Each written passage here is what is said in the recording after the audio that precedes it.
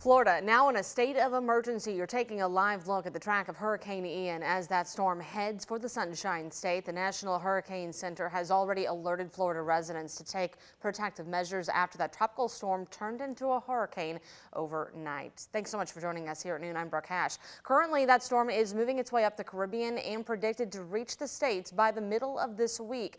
The hurricane's expected to reach Category 4 status before touching down on the Florida coast. Here's ABC with more. This afternoon, Ian swelling to hurricane status and charging toward Cuba with the potential to become a major hurricane as soon as today.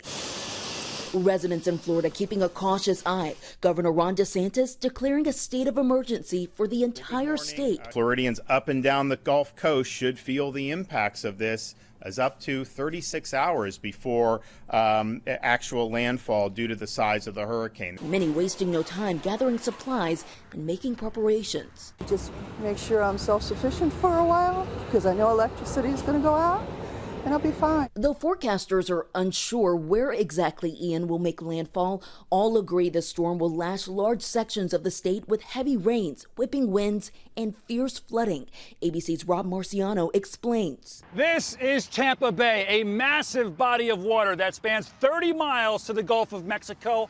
Only 11 feet deep. With the right wind, that water gets pushed up the bay, piling up until it reaches downtown and has nowhere else to go, flooding the core of the city. And it's why homeowners are boarding up and why Jose Lugo is filling sandbags. He just helped his parents prepare in Puerto Rico for Hurricane Fiona, and now he's doing the same for Ian. And now I'm here helping myself and everybody else that I can. And while Floridians look to shield themselves from Ian's impact, Canadians are still reeling in the wake of Fiona's fury.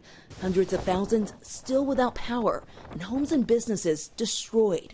But right now, the priority right now is getting power back to people, getting people a safe shelter, getting some return to normal. And more than 2,500 Florida National Guard members have been called in ahead of the storm. Meanwhile, President Joe Biden authorizing and declaring an emergency, asking FEMA to start coordinating disaster relief.